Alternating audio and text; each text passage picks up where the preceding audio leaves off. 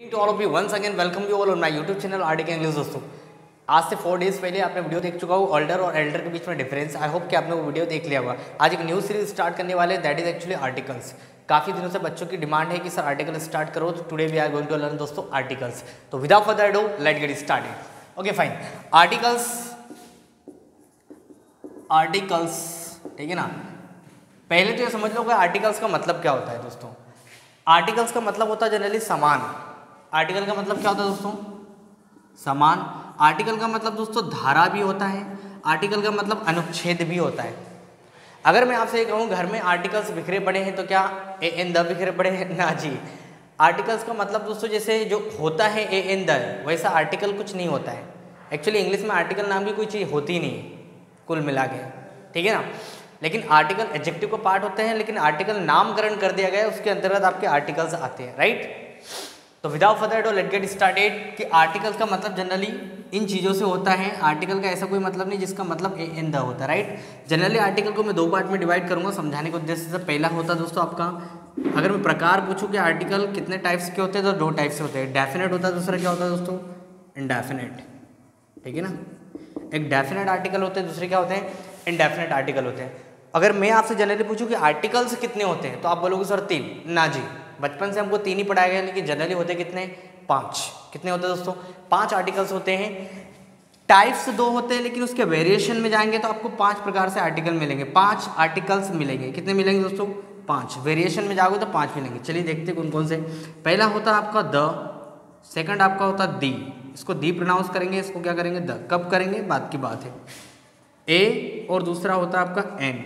तो ये होते दोस्तों इनडेफिनेट आर्टिकल। इनडेफिनेट नाम से पता लगा अनिश्चित, किसी भी नाउन से पहले आके उनकी अनिश्चितता बताएंगे, तो ऐसे अनिश्चितता बताने वाले आर्टिकल को हम बोलते हैं इनडेफिनेट आर्टिकल। और ये द और दी क्या करेंगे? किसी भी नाउन को डेफिनेट बनाएंगे सेंटेंस में आके। किसी अनिश्चित नाउन को क्या करेंगे? डेफिनेट बनाएंगे, that is called definite article. और इनडेफिनेट किसी भी नाउन से पहले आके उनकी अनिश्चितता दिखाएंगे।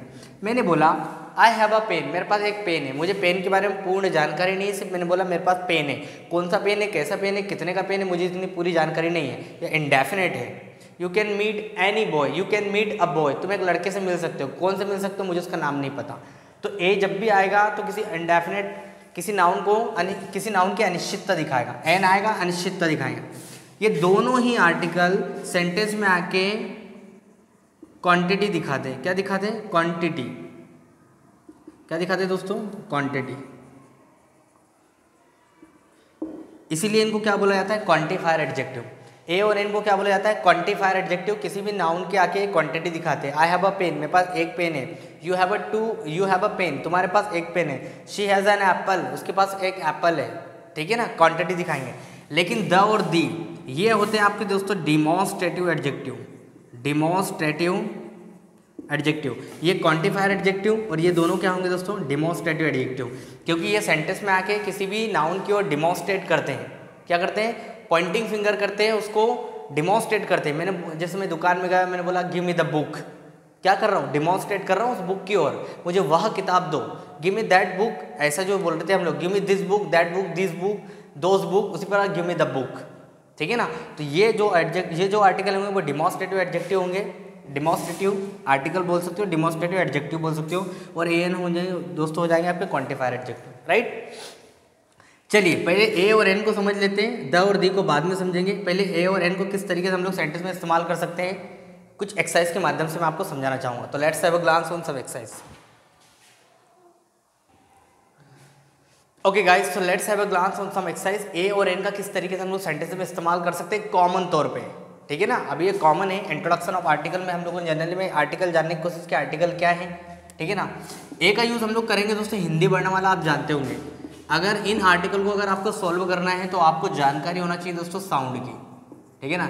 इंग्लिश में अगर मैं आपसे पूछूं साउंड कितने होते हैं, तो साउंड होते हैं टोटल होते हैं 44 साउंड्स होते हैं। कितने साउंड्स होते हैं? 44। अगर मैं आपसे पूछूं वावल्स कितने होते हैं, वावल साउंड कितने होते हैं, आप बोलोगे sir 5, A I O you E. 5 vowel sound नहीं होते, 5 वावल्स लेटर होते हैं, लेकिन साउंड होते हैं वावल्स 20। वावल साउंड कितने हो जाएंगे? वावल साउंड कितने हो जाएंगे? और कॉन्सोनेंट कितने हो जाएंगे? कॉन्सोनेंट हो जाएंगे 24 और वावल हो जाएंगे 20। टोटल आपके इंग्लिश में साउंड होते हैं दोस्तों 44। Is that clear? चलिए तो जब भी आपका ब्लैंक के बाद ये जो शब्द आ रहा है, इसका अगर साउंड, इनका साउंड अगर प्रोड्यूस, क से ज्ञानी के बीच में अगर साउंड प्रोड्यूस होता है तो आप ए का इस्तेमाल करोगे। अ से आहा के बीच में इसका साउंड आता है तो आप एन का इस्तेमाल करोगे। Is that clear? In article को सोल्व करने के लिए आपको साउंड का नॉलेज होना जरूरी है। बस हिंदी वर्णमाला आप जानते हो, कोई दिक्कत नहीं, अभी हो जाएगा। देखिए आई, पहला साउंड किसका बन रहा? आ का बन रहा, तो ये अ से आहा के बीच में आ रहा है, राइट। तो मैं किसके साथ जाऊंगा? एन के साथ जाऊंगा। साउंड किसका बन रहा है? वावल साउंड बन रहे हैं, तो कहीं ना कहीं मैं किसके साथ जाऊंगा दोस्तों? एन। तो वावल साउंड ऐसा भी कर सकते हो आप, वावल साउंड हो तो आप एन का प्रयोग करोगे, और कॉन्सोनेंट साउंड हो तो किसका प्रयोग करोगे दोस्तों? एन का प्रयोग करोगे, राइट। कॉन्सोनेंट साउंड हो तो किसका प्रयोग करोगे? एन का प्रयोग करोगे। Is that clear? तो कहीं ना कहीं वावल साउंड प्रोड्यूस हो रहा है तो मैंने क्या लगा दिया? एन। इधर देखो आवर, एच साइलेंट है, ओ से स्टार हुआ, आवर, अ से आ के बीच में साउंड बन रहा है, किसके साथ जाओगे? एन के साथ। ऑरेंज, अगेन एन के साथ जाओगे, ऑरेंज। अम्ब्रेला, अगेन एन के साथ जाओगे। यूनिवर्सिटी में यू साइलेंट, यूनिवर्सिटी में, सॉरी यू नहीं, यूनिवर्सिटी में यू को इस तरीके से यूनिवर्सिटी ना बोला जाता, यूनिवर्सिटी बोला जाता।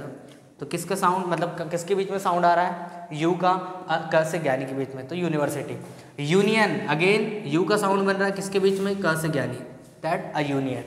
Universal, again a universal.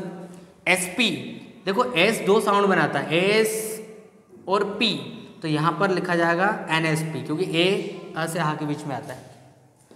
Superintendent of police, इसी एसपी को अगर मैं फुल फॉर्म में आपको बताऊं तो सुपरिंटेंडेंट ऑफ पुलिस। अब यहाँ पर स्टार्ट होगा सू से, तो जनरली हो जाएगा अ सुपरिंटेंडेंट ऑफ पुलिस, ठीक है ना।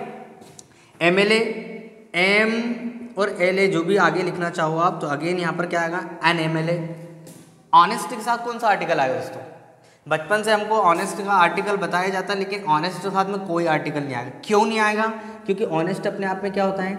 एडजेक्टिव होता है, और ये भी क्या होते हैं अपने आप में? क्वांटिफायर एडजेक्टिव होते हैं। ये क्वांटिटी बताते हैं, किसी भी सेंटेंस में आगे किसी नाउन की क्वांटिटी बताएंगे, एक है, दो है, जनरली क्वांटिटी बताते हैं, राइट। ऑनेस्ट क्वालिटी बताता है, अपने आप में क्या है? वो एडजेक्टिव है। अगर मैं यहाँ पर एन का प्रयोग करता हूँ, जैसे साउंड बन रहा है ऑनेस्ट, अ से आ के बीच में, अगर मैं एन लगाता हूँ तो सेंटेंस गलत होगा। लेकिन इसके बाद अगर आप कोई एक मेन, मतलब कोई नाउन रिप्लेस कर देते हो, यहाँ पर एक नाउन लगा देते हो, कोई भी नाउन अटैच कर देते हो, तो अब आर्टिकल आ सकता है। अब आर्टिकल क्यों आ सकता है? क्योंकि यहाँ पर जो एन लगा है वो दोस्तों मेन के लिए है, ऑनेस्ट के लिए नहीं है। चूंकि उसका साउंड वावल है इसलिए वहाँ पर एन का प्रयोग होगा, लेकिन ये जो आर्टिकल है ऑनेस्ट के लिए नहीं है। किसके लिए दोस्तों? मेन के लिए है। किसके लिए है? ये यहाँ पर आर्टिकल दोस्तों मेन के लिए है, राइट। हमें तो ये सिखाया गया है कि भैया ऑनेस्ट मैन, यहाँ पर आर्टिकल एन आ गया, मतलब इसका साउंड ओ बन रहा है, तो यहाँ पर इसी के लिए ना जी।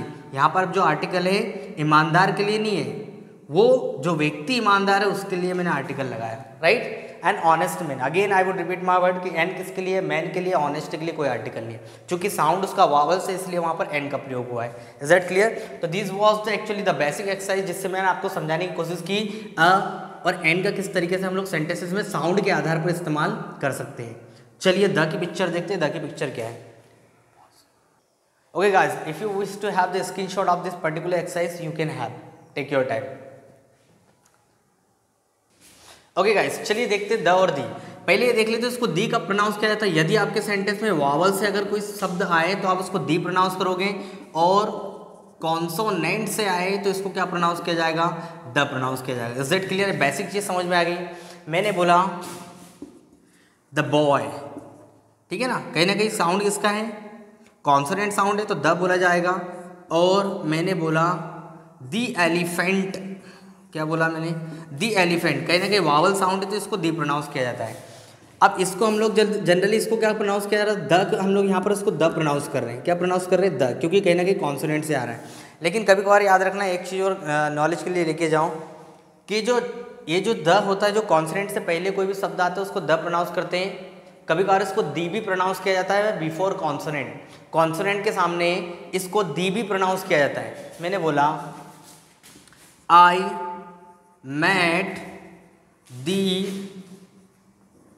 president today, ठीक है ना। यहाँ पर कहीं ना कहीं प्रेसिडेंट, इसका साउंड क्या बन रहा है? प से हो रहा है, ये आपका कॉन्सोनेंट है, जबकि इसको पढ़ना क्या चाहिए? द पढ़ना चाहिए, लेकिन मैं यहाँ पे इसको दी प्रोनाउंस कर रहा हूँ। I met the president today, what did I say? I met the president today, हाँ जी दोस्तों, कॉन्सोनेंट के सामने भी इसको कभी कभार दी प्रोनाउंस किया जाता है। वो कब किया जाता है? क्योंकि यदि आपको किसी नाउन को एम्फसाइज करना है, क्या करना है? I would repeat my word, किसी नाउन को अगर आपको एम्फसाइज करना है, जोर दे के बोलना है, तो बिफोर कॉन्सोनेंट इसको दी प्रोनाउंस किया जाता है, ठीक है ना। दी नायक, मुझे एम्फसाइज करना उस नाउन को, I met the president today, ठीक है ना। तो मैंने जब भी आप किसी नाउन को मतलब एम्फसाइज करोगे, प्रेशराइज करोगे, तो भले ये कॉन्सोनेंट इसके बाद आए, आप इसको दी प्रोनाउंस कर सकते हो यदि आप अपनी बात को एम्फसाइज करके बोल रहे हो, ठीक है ना। एक नॉलेज के तौर पे मैंने आपको बताना चाहा। चलिए आगे कुछ एक्सरसाइज के माध्यम से और समझे, ठीक है ना। दी कब प्रोनाउंस करेंगे, द कब प्रोनाउंस करेंगे, इज दैट क्लियर दोस्तों। चलिए अब आर्टिकल जो द और द जो होता है वो किसी नाउन को डेफिनेट बनाता है, किसी अनिश्चित चीज को निश्चित बनाता है। द और दी क्या करता है? जनरली किसी अनिश्चित चीज को क्या बनाएंगे दोस्तों? निश्चित बनाएंगे, राइट। इसीलिए इनको बोला जाता है डेफिनेट आर्टिकल। क्या करते हैं? किसी चीज को डेफिनेट बनाते हैं। अब एक एक्सरसाइज के माध्यम से मैं आपको समझाना चाहूंगा। आई मेट बॉय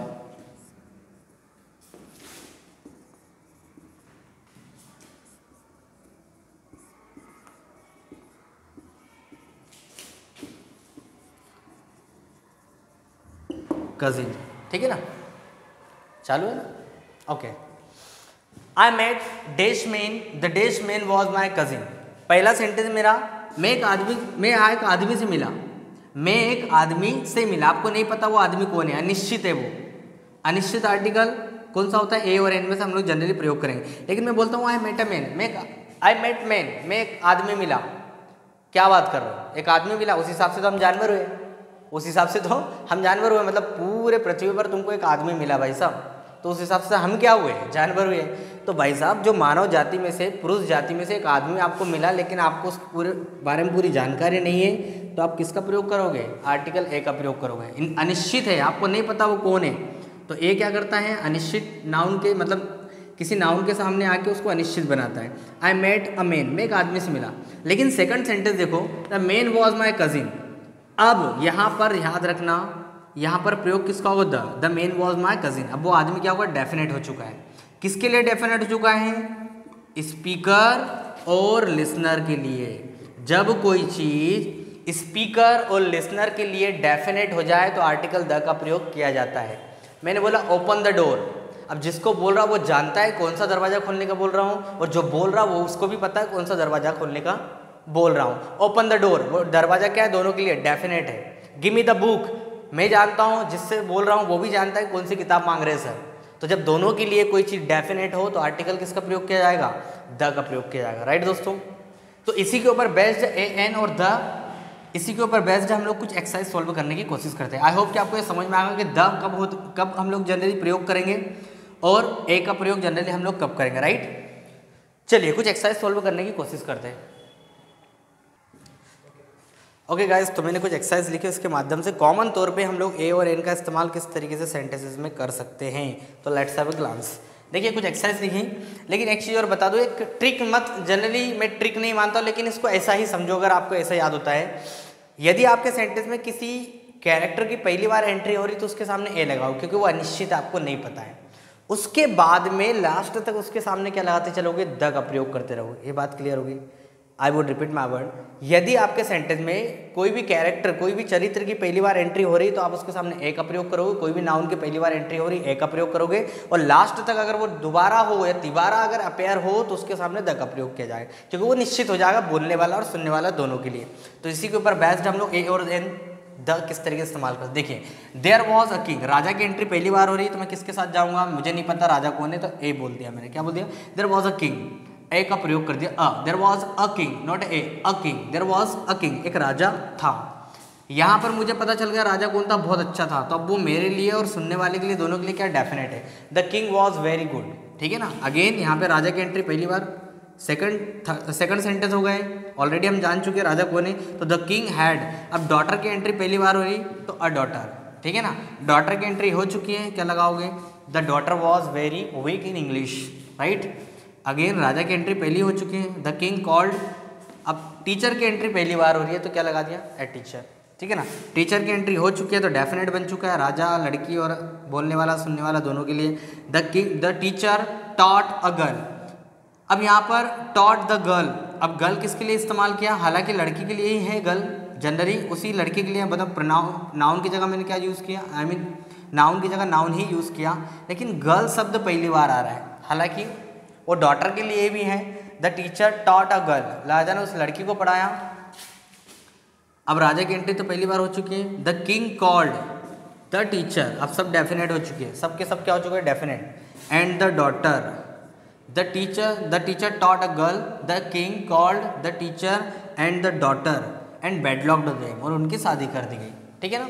तो इस एक्सरसाइज के माध्यम से दोस्तों आपको बेसिक चीज़ समझ में आ रही है, ए और एन और द का इस्तेमाल किस तरीके से स्टोरी राइटिंग में, बोलचाल की भाषा में, स्पोकन में हम लोग कर सकते हैं, राइट। ये तो कॉमन वेरिएशन थे, इसके आगे आप बहुत कुछ नई चीज़ सीखने वाले हो जो आपने अभी तक नहीं सीखी दोस्तों।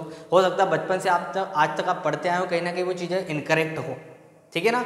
अभी आप बहुत कुछ सीखने वाले हो, तो stay tune, you will learn a lot of thing. This was actually little bit introduction of the noun, I mean articles, right. I hope कि आपको वीडियो पसंद आएगा। अगर वीडियो पसंद आए तो लाइक करें, सब्सक्राइब करें and don't forget to click on the bell icon, ताकि रोज आने वाली वीडियो की नोटिफिकेशन आपको बिल्कुल समय पे मिल जाए। और इस चैप्टर से रिगार्डिंग आपको कोई भी डाउट हो, you can drop your comments in the comment box. Thank you very much everyone.